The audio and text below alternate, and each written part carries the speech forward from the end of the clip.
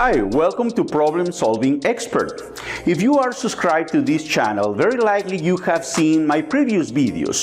Initially, we have talked about how to define a problem.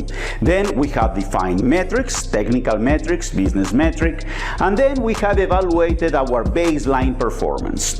After evaluating the baseline performance, then we have validated the measurement system and we have established objectives.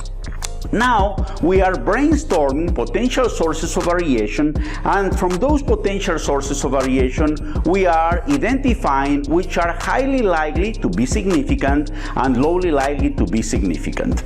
If we are having historical data, we will use a statistical analysis to define which are the highly likely factors to be significant.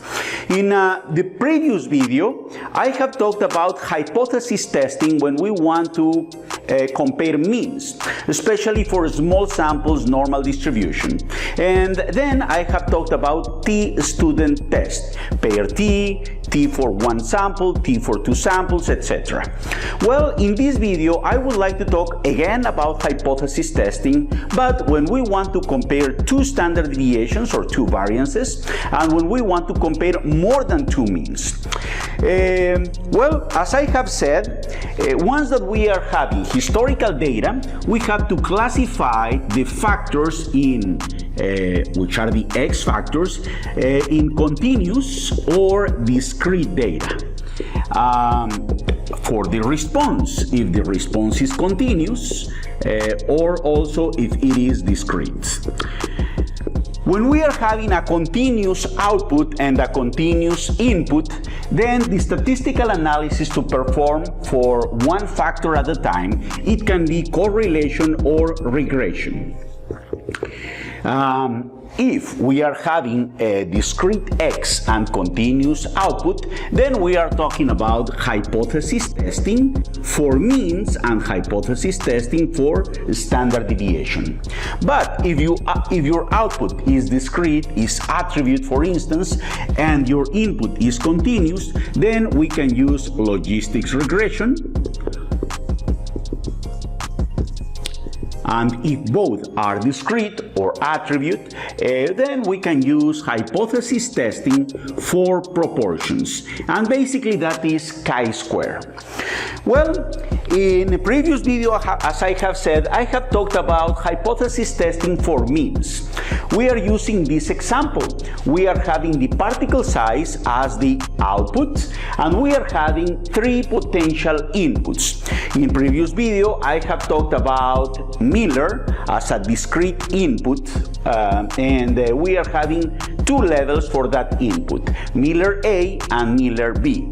And we have done a T-student test to identify if Miller is a highly likely factor to affect the particle size, to be significant to affect the particle size or not.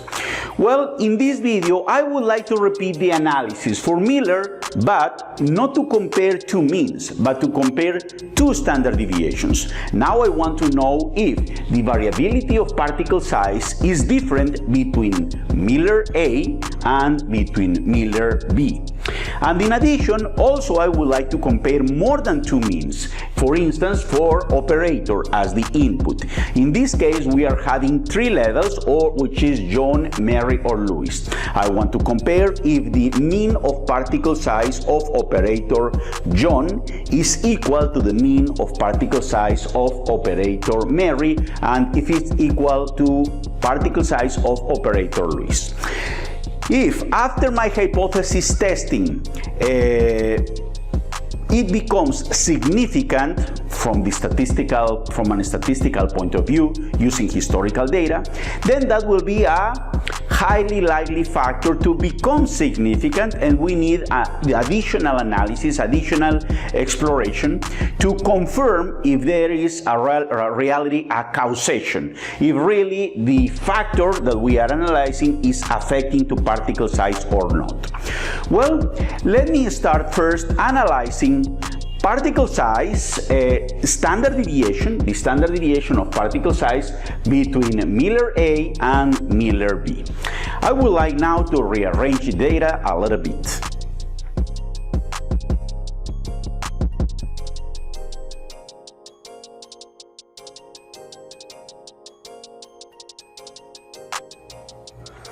Okay, as I have said, now I would like to compare standard deviations, variability.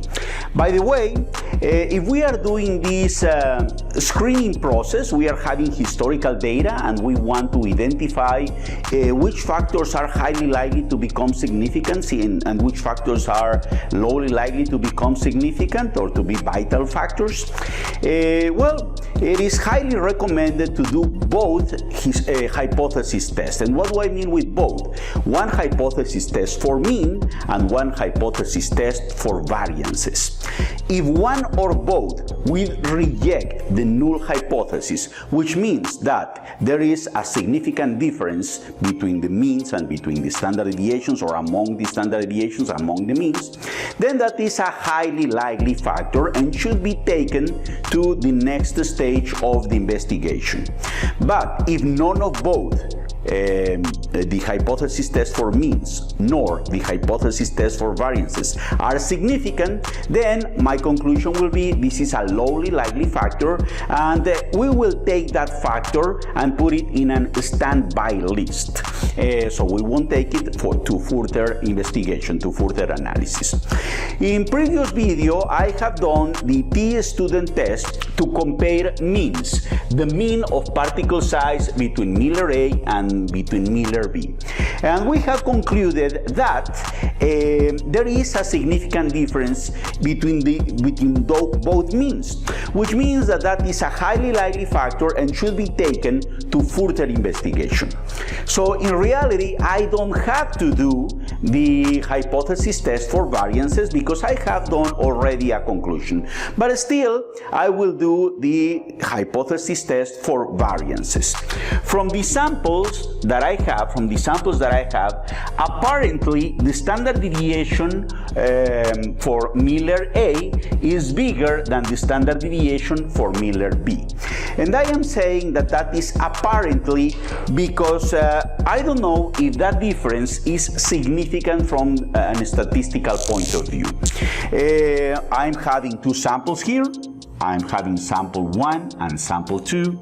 The first sample is having a mean for particle A of 14.16, a standard deviation of 2.317, and the second sample is having a mean of 9.66. We have concluded already that that is a significant difference, and a standard deviation of 2.16.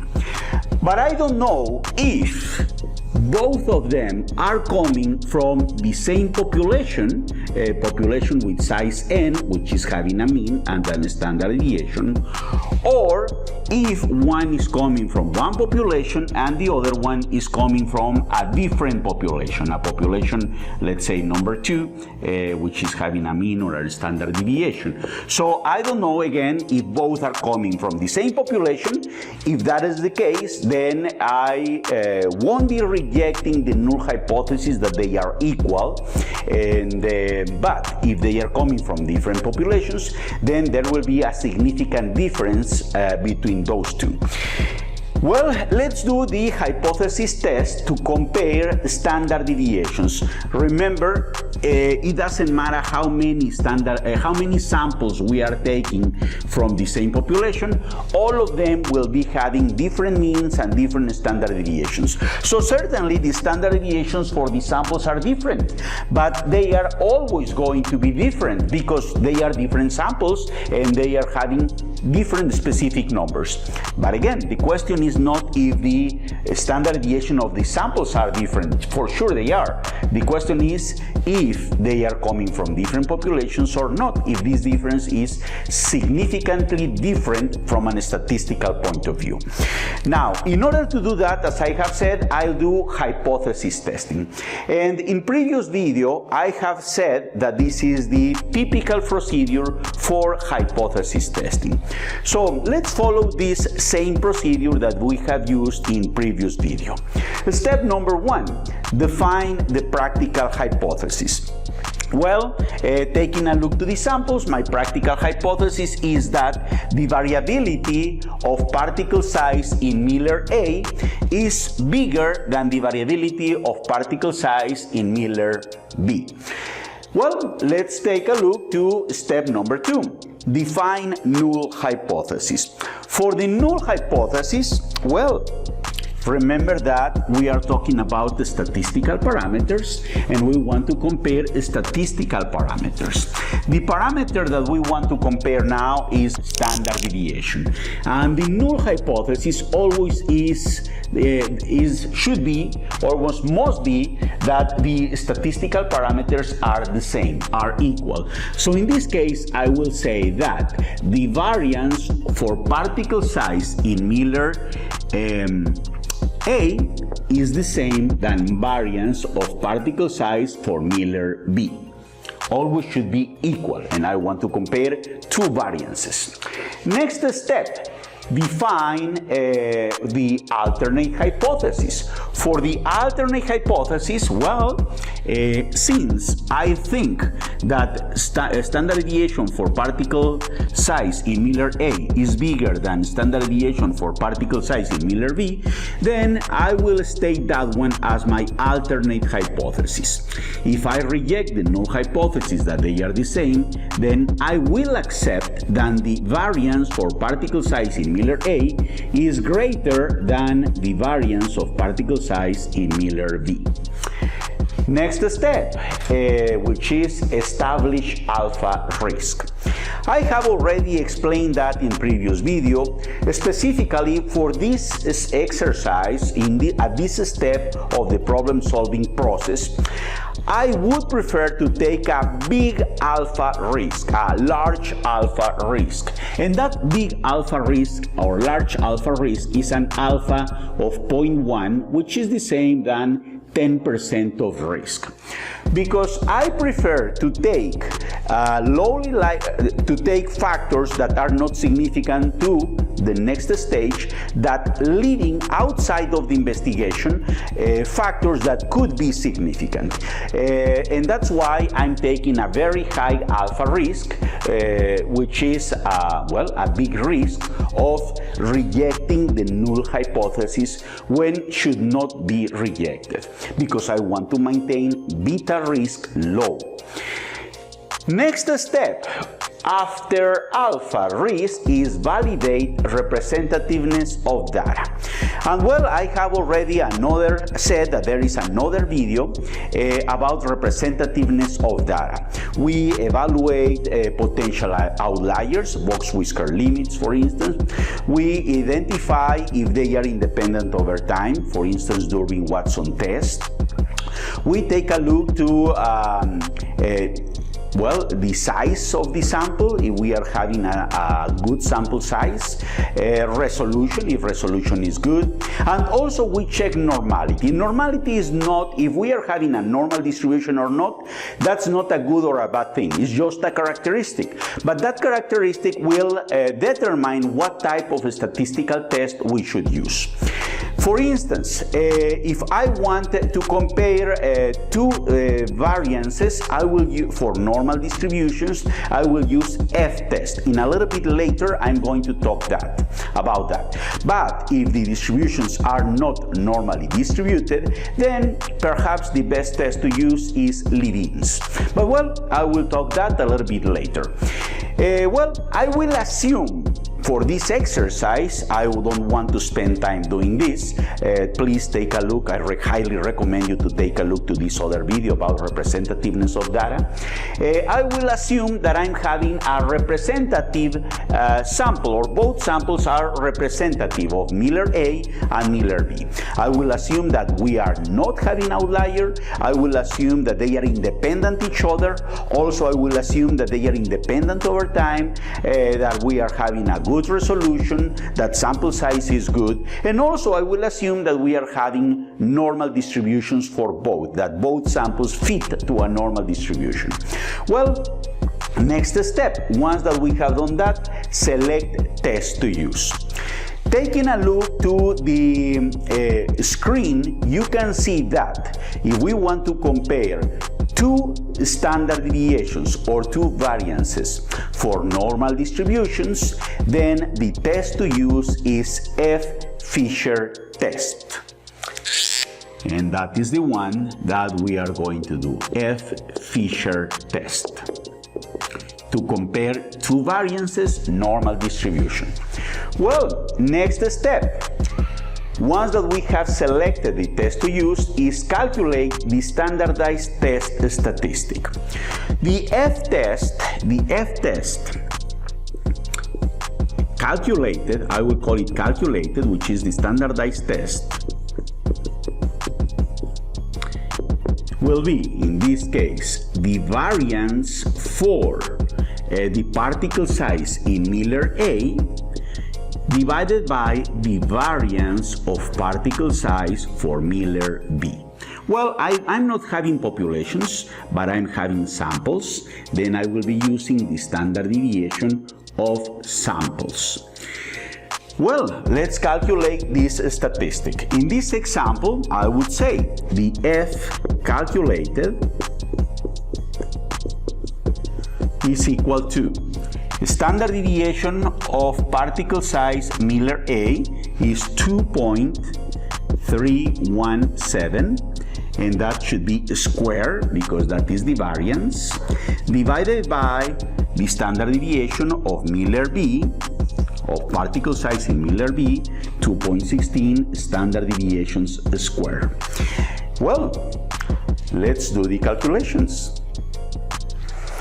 Well, we have calculated the standardized test statistic, which is the F-test, the F value. The F calculated is 1.15. Now, the next step is sketch sampling distribution.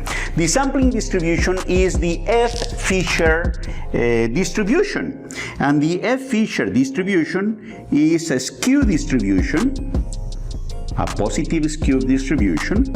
It starts with 0, and now we have to identify the critical value, the critical point. In this case is basically 10% of the area here, 10% because my alpha risk is 10%.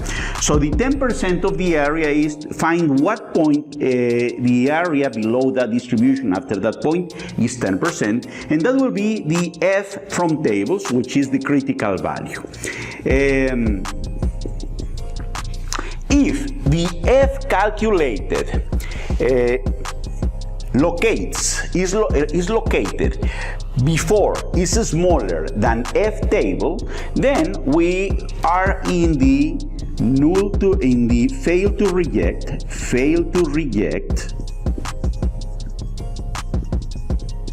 null hypothesis. But if the F calculated is greater than this critical value, then this will be the reject null hypothesis region.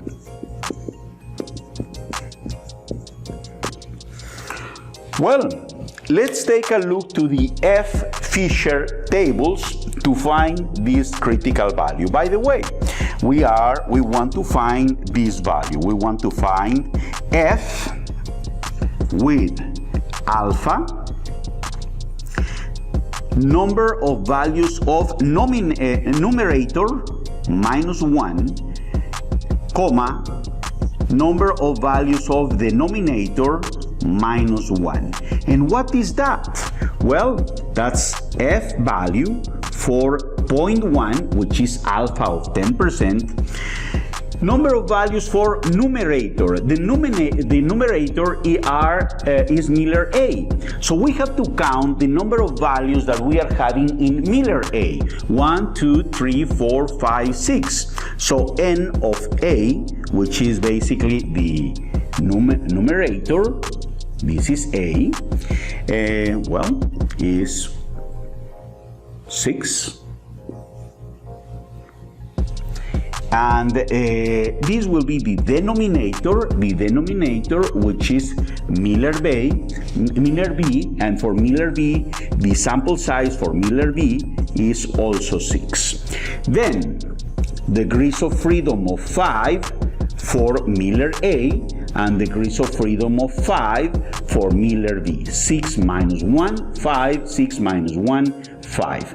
This is the value that we need to find in F-feature tables, on F-feature tables. Well, let's take a look to the tables. Okay, for F-feature table with alpha equal to 10%, 5 degrees of freedom for numerator, 5 degrees of freedom for denominator. F value is 3.45. Then F-feature from tables, alpha 10%, 5 degrees of freedom for numerator, which is Miller A, and 5 degrees of freedom for denominator, which is Miller B. The F from tables is 3.45, and that is the critical value, 3.45, which is the F from tables. Now, I have to compare the F calculated, which is 1.15. 1.15 is between 0 and 3.45. Then, let's say is somewhere here. So, F calculated is equal to 1.15. And 1.15 is at region of fail to reject. What we fail to reject? Null hypothesis. And null hypothesis is that A and B are equal. The variability or the variance of particle size between Miller A and Miller B are the same.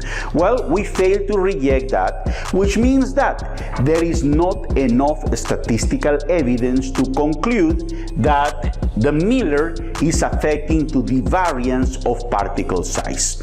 Then that is a lowly likely factor to become significant. And well, basically that's it in terms of comparing two variances. Now, I just want to reinforce what I have said a few minutes ago. Although we have failed to reject the null hypothesis for variance, since we rejected the null hypothesis for means, we still will be taking Miller A and B, or the Miller, as a factor, as a highly likely factor to be significant to the next stage of the investigation. Not because of the variances, because there is not a statistical difference between those two, but because of the means. If one or both are rejected, we will take the factor to further investigation. If none of them are rejected, then we will leave that factor outside of the investigation. Well, that's it. Now, I would like to take a look to the hypothesis test when we want to compare more than two means, and I'll be talking about ANOVA. Let's talk about analysis of variances.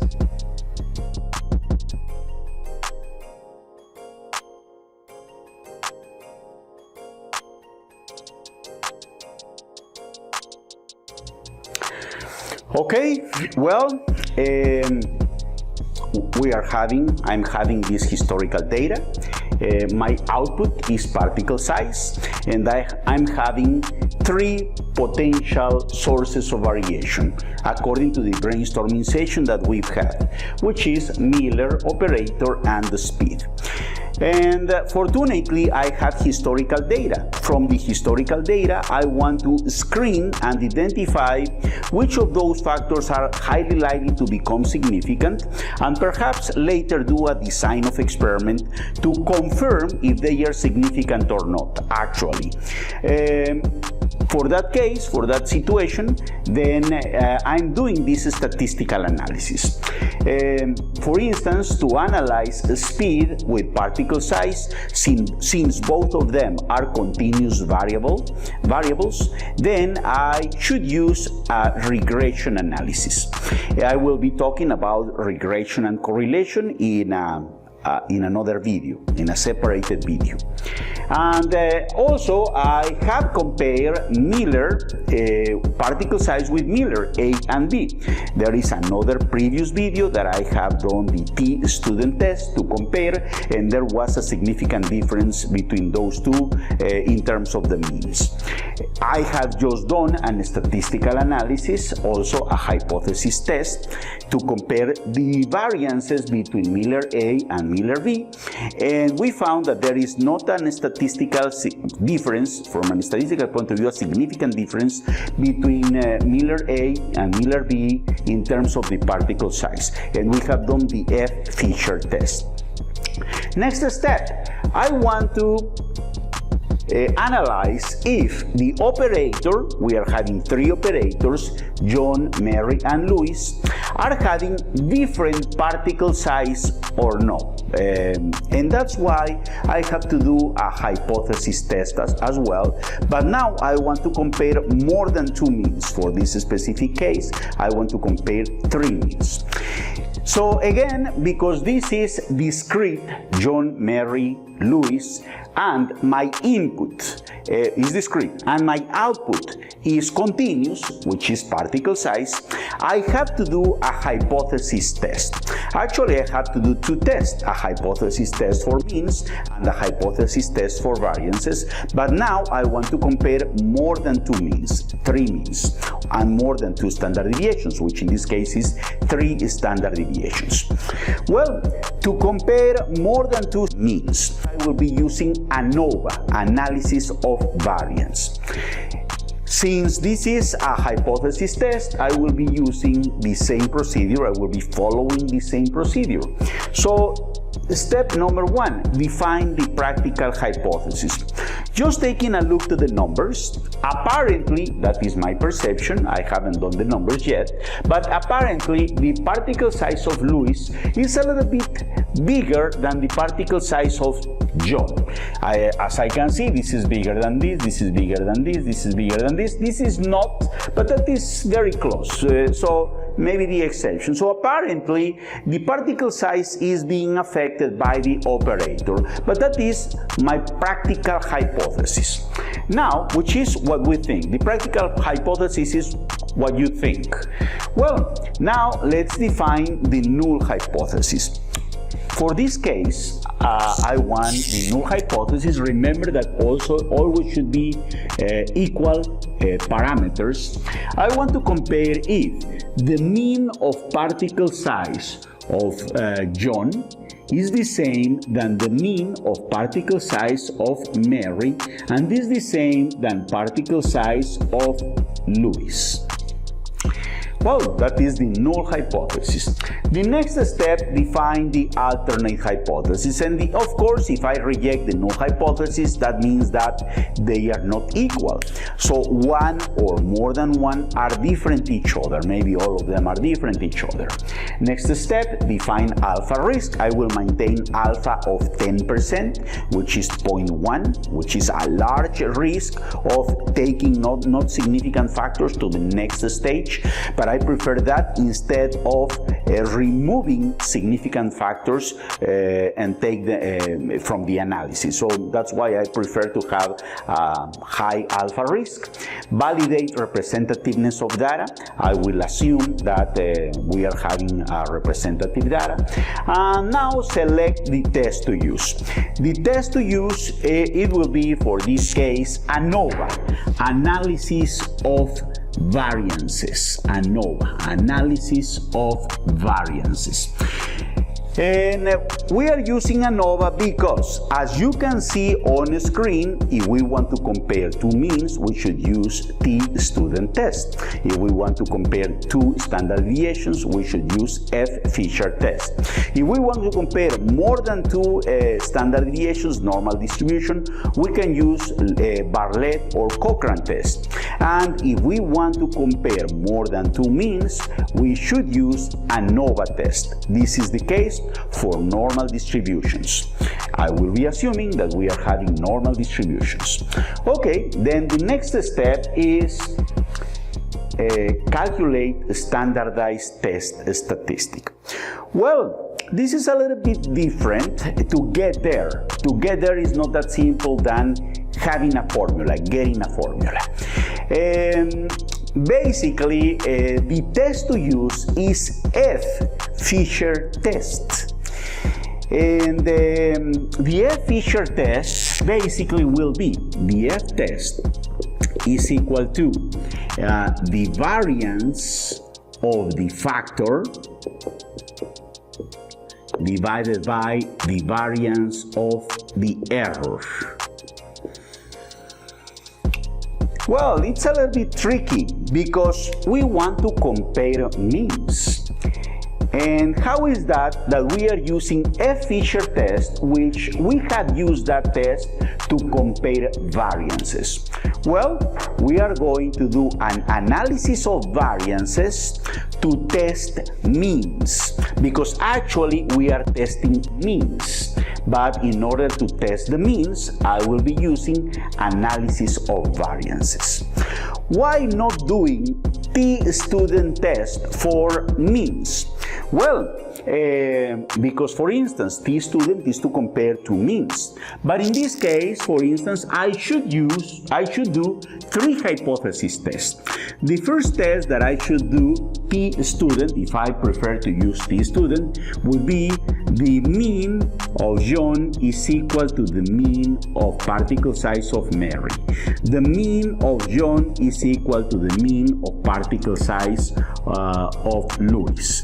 The mean of Mary is equal to particle size, the mean of Louis, for instance.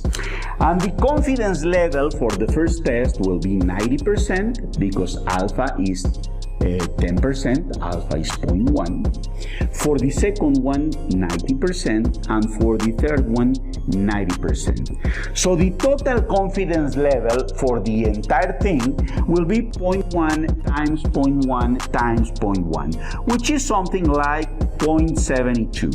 72% confidence level, which is extremely low. The alpha will be, well, 18%, which is huge. Then it's not a good idea to compare two means and do three tests to compare means. Instead of that, we will be using only one test to compare all means, and they can be 4 means, 5 means, 6 means, 7 means. Of course, if we do this way, well, this decreases in a significant way very quickly. So instead of doing that, we don't want to do this because this is not a good idea. Then we are doing only one test. But now what I want to do is to see what is the variability of particle size among the means. So I want to compare the variance of the means. The mean, we are having 3 means. The mean for John, the mean for Mary, and the mean for Louis. And I want to compare the variance of those 3 means. And that will be the variance of the factor.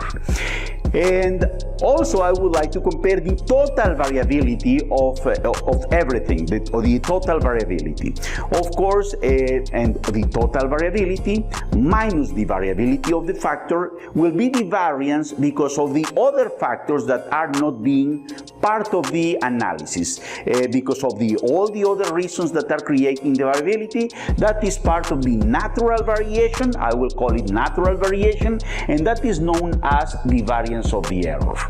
So, if from the total variability, well, the total variability will be created by the variability of the factor plus the variability of the rest of the all other factors that we are not analyzing. I will call to that one the error or the natural variation. Well, if the variability of the factor is bigger than the natural variation, the variance of the error, then I will state that there is a significant difference between or among the means, because we are talking here about 3 means.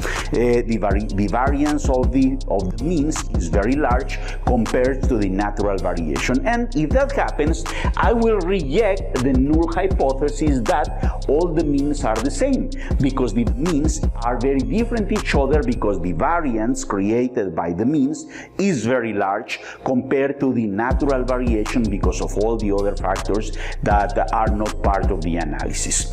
So that's why we are doing an analysis of variances to compare means. Well, how can we calculate these variances, this total variation because of the factor and this total variation because of the error? Well, in order to do that, well, before that, let me explain something else.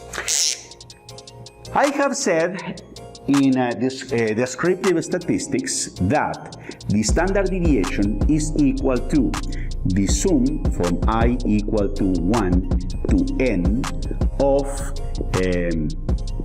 the value xi minus the mean square divided by n minus 1 the square root. Well, that is the formula for standard deviation.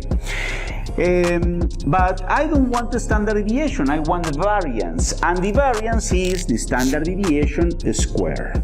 So if I square here and I square there, then I will remove the square root, and that will be the definition of variance. This term is known as sum of squares, and this term is known as degrees of freedom. W. Well, degrees of freedom. Then the sum of a square divided by the degrees of freedom, that will be the variance. That's what we are doing. First, I will be obtaining the sum of squares of the factor. The factor in this case is operator. And later I will be calculating, and also I want to calculate the sum of a square of the error, which is because of all the other factors that we are not analyzing, which is the natural variation. And the sum of those two will be the sum of a square total, the total sum of squares. Later, I will divide the sum of squares by the degrees of freedom to get the variances. Well, I will be doing this analysis in parts. So let's calculate first the sum of square totals. And well, let's do that just right now. Well, the first step is to calculate the whole variation, the total variance. Later, I will identify of that total variance how much is because of the factor, how much of that variance is because of the factor, and how much of that variance is because of the all other factors, which is the error or the natural variation. But the first step is to calculate the total variability. The total variability of all the data that we are having for particle size, which is the output. Now, to calculate the total variance, I have said that the variance is the sum of squares divided by the degrees of freedom. Then, the first thing to do is to calculate the sum of square. One approach to calculate the sum of squares is this one. And the sum of square total for the entire data will be the sum from I equal to 1 to number of levels of factor, and the sum of j equal to 1 to number of values by level of each of the outputs square minus the output of all the levels, all the values square divided by the number of values. Well, let me do that in two phases. The first step is to calculate this first term. This first term is the sum from I equal to 1 to number of levels. In this case, we are having 3 levels for the factor, John, Mary, and Louis. So A is equal to 3 levels for the factor. The sum from j equal to 1 to number of values by level. In this case, we are having 4 values for each level. They don't have to be the same. Actually, they have to be ni. But let's in this case they are all the same, and because all of them are the same, then we are having 4 values for each of the levels. And of course the value of the output, which is the particle size, square of level I, value j. So in this case would be the value of particle size for the first level, John, and the first value, 15, and that is 15 square, plus the value of particle size of first level, John, second value, 12 square, plus, and so on.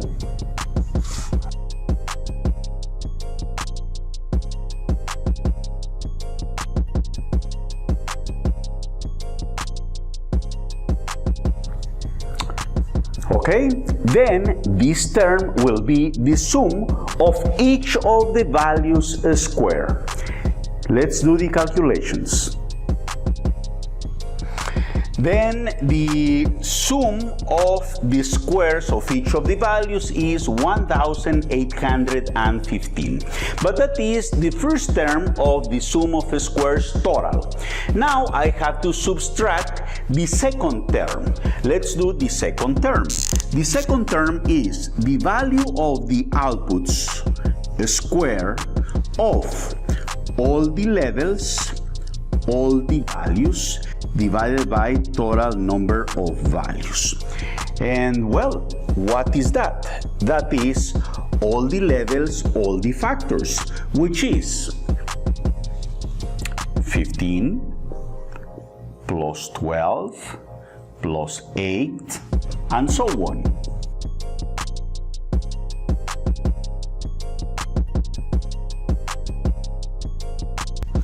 All the levels, all the values, square. So we have to square all of that. Divided by total number of values, capital N, which is the total number of values. And the total number of values is 4 times 3, which is 12. Then the output square of all the levels, all the values, divided by N is equal to. Let's do the calculations.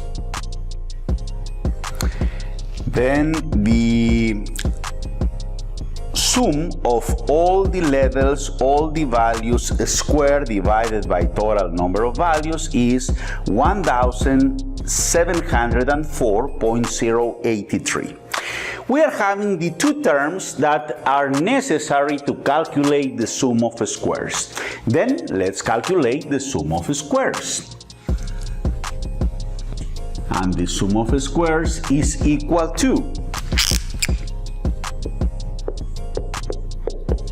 the first term, which is this value, 1815, minus the second term, 1704.83, and that is equal to 110.17.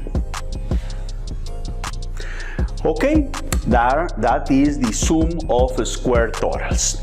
Now I would like to know how much of that total variability is because of the factor. In this case is because of the operators. I want to know the variability among the 3 means. We are having mean of John, mean of Mary, mean of Louis, and I want to know the variability of all of them. In order to do that, well, we have to calculate the sum of squares of the factor. The sum of squares of the factor. And the sum of squares of the factor is given by the sum from I equal to 1 to number of levels of the factor. In this case, we are having 3 levels of the value of the output of the level I, all the values, square, divided by number of values of the level I, minus the same term, all the levels, all the values of the output square divided by n. Okay, let's do first the first term, and the first term is given by the next. The sum of from I equal to 1 to A is number of levels, and in this case we are having 3 levels per factor. So we know that A is number of levels, and in this case we are having 3 levels. N is number of values by level is 4. Total number of values is 12. Okay, so of the output of the level I, all the values square divided by the number of values of the level I, and that is equal to, I have to calculate the sum of this, the sum of this, and the sum of this, and each of those will be the value of the level 1, all the values, level 2, all the values, and level 3, all the values. Let's do that. Okay, now we are having the sum of all the values for each of the levels. Then, in this term, it will be the output, all the values level 1, 44, square, divided by number of values of level 1. We are having 4 of them. Plus, because that is a sum, all the values of level 2, 48, square, divided by number of values of level 2, 4, plus level 3, all the values, 51, square, divided by all the values of level 3, which is 4. Okay, let's do the calculations. Then the sum of the squares of all the values for each of the levels divided by the number of values for each of the levels is equal to 1710.25. Then we are ready to calculate the sum of squares of the factor. In this case, the factor is operator. Then the sum of squares of the factor of operator is equal to this first term, which is equal to 1710.25, minus this second term, and this second term is the same that we did use for the sum of square totals, which was this value, 1704.083. So 1704.083. Okay, let's do the difference. Okay, then the sum of squares for the factor is just 6.167, which is not much of the total variation, of the total variability of the 110. Well, just 6.16 is because of the factor. Still, we should not conclude yet. Let's continue with the process. Now, let's calculate the sum of squares of the error, the sum of squares of the error.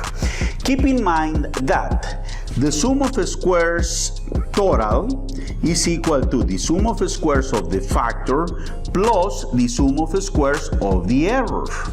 Then, from there, we can subtract and state that the sum of squares of the error is equal to the sum of squares total minus the sum of squares of the factor. Well, in this case, well, let's do that. Let's calculate the sum of squares of the error. And let me do just here.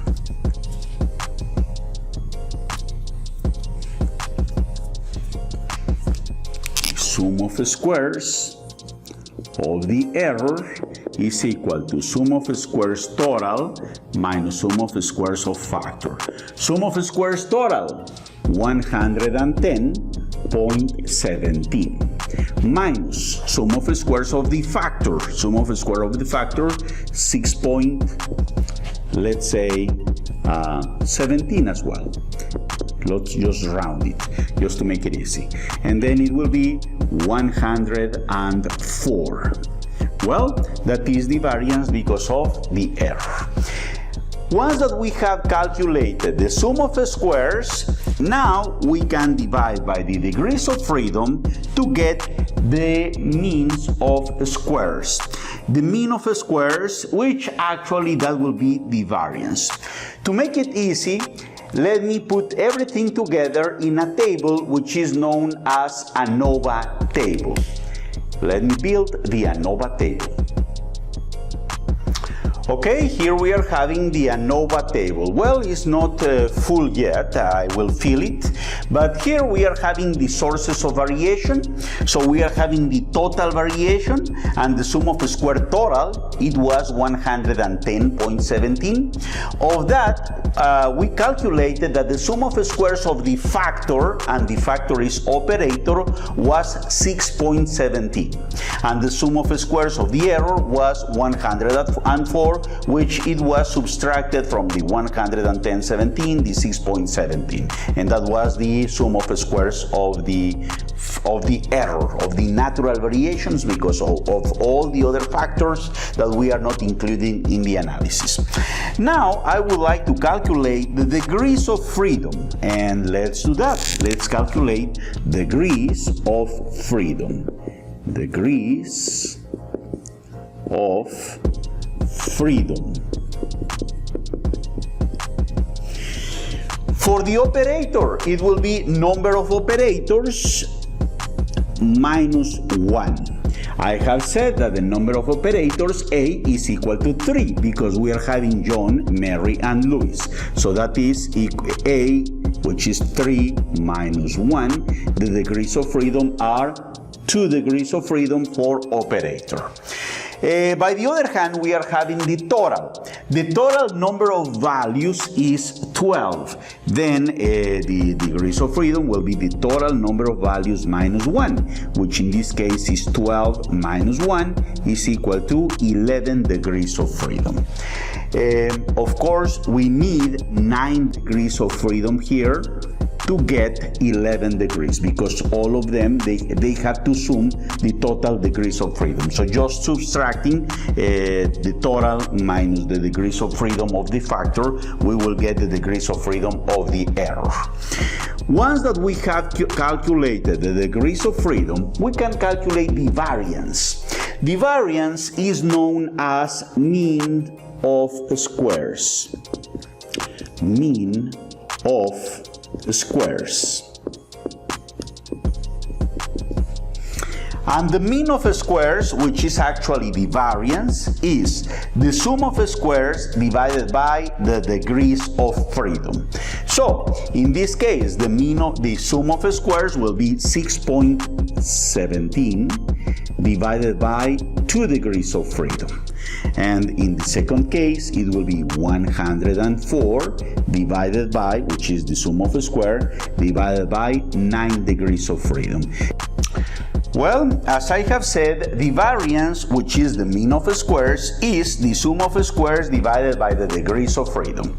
So we have calculated the variance mean of squares for the operator and the variance mean of squares for the error, for the natural variation.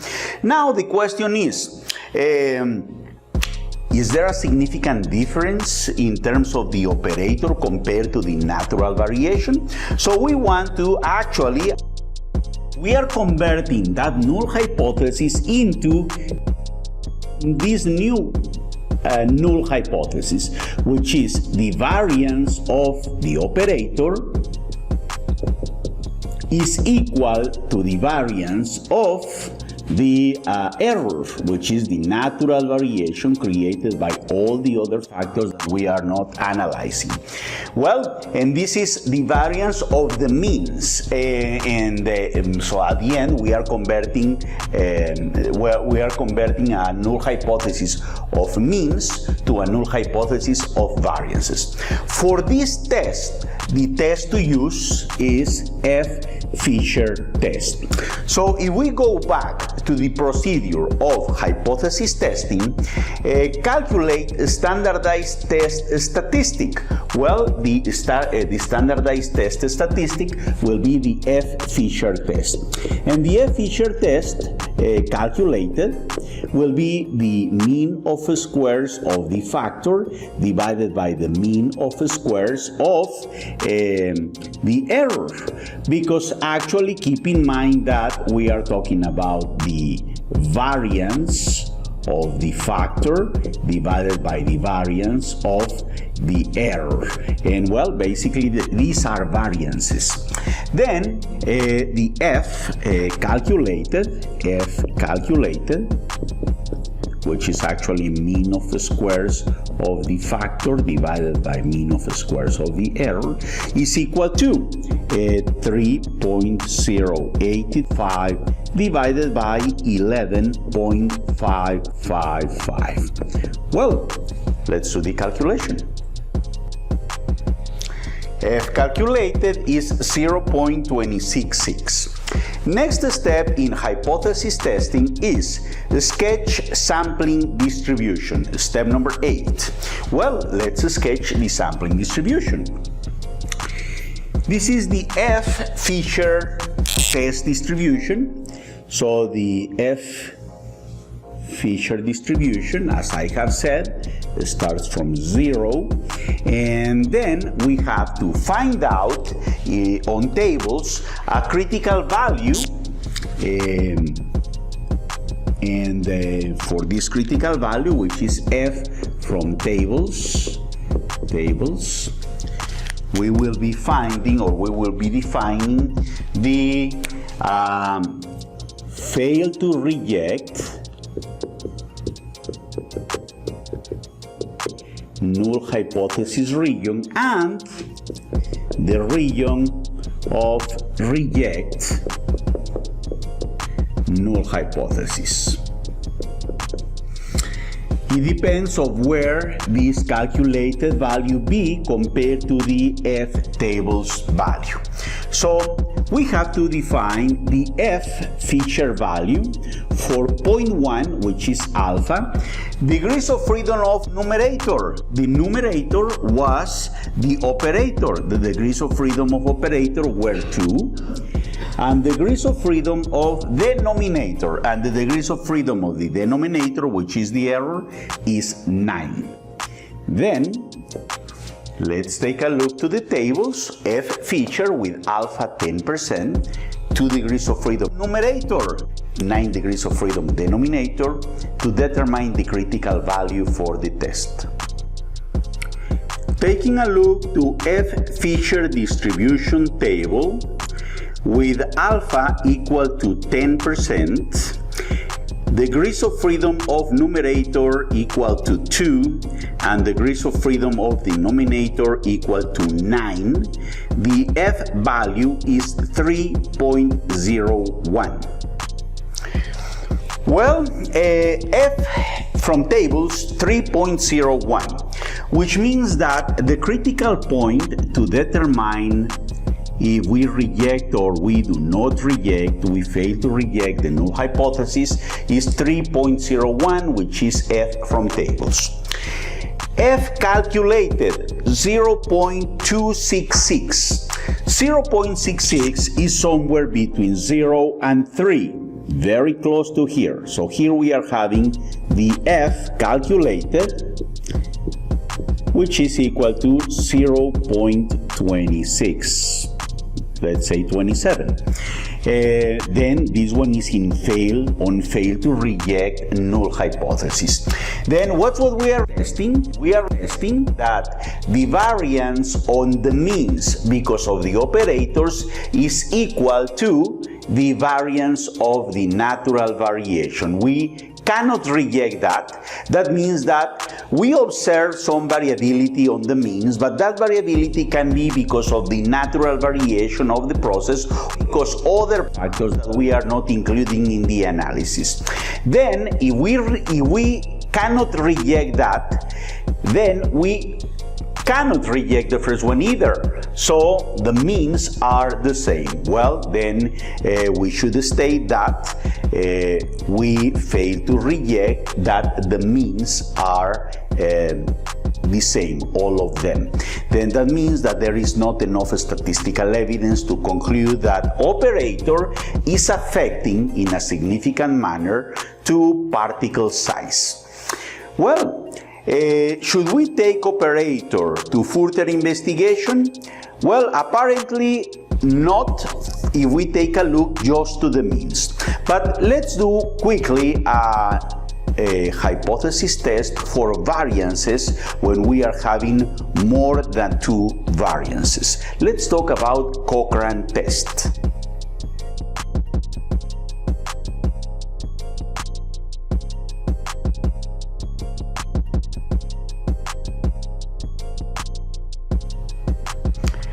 Last hypothesis test that I would like to talk about in this video, which is compare more than two variances, in this case three variances, the variance of John, the variance of Mary, and the variance of Louis for particle size. And apparently the variances that we are having here are different. 2.7 is the standard deviation and 4.19 is the standard deviation between Mary and Louis, for instance. Well, then I will be following the procedure of hypothesis test. My practical hypothesis is that the variance of Louis is greater than the rest of them. The second one, define the null hypothesis. For the null hypothesis is that the variance of particle size of John is equal to the variance of particle size of Mary and is equal to the particle size, the variance of Louis.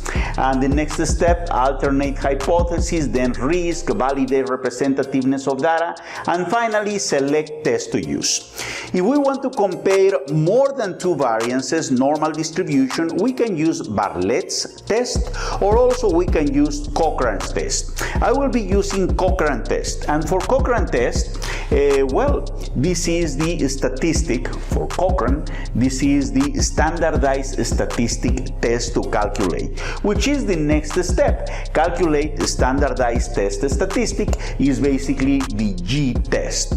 For the G test, I will be calculating that the biggest, the largest standard deviation, which is the one of Louis, 4.193 square. That is the biggest one that we are observing here, divided by the sum of each of the standard deviations square, which is 3.162 square plus 2.708 square plus 4.193 square. Okay, let's do the calculations to get the standardized test statistic, G for Cochrane. G calculated, 0.5036. Next step, according to hypothesis testing, the sketch sampling distribution. Well, for Cochrane, we are having that the sampling distribution for Cochrane is from 0. We have to define also a critical value for that critical value. That is a G from tables, G for alpha, comma, number of values per level, comma, number of levels, which is basically from tables, and that is the critical value. If the calculated is smaller than tables, then we are in fail to reject. null hypothesis.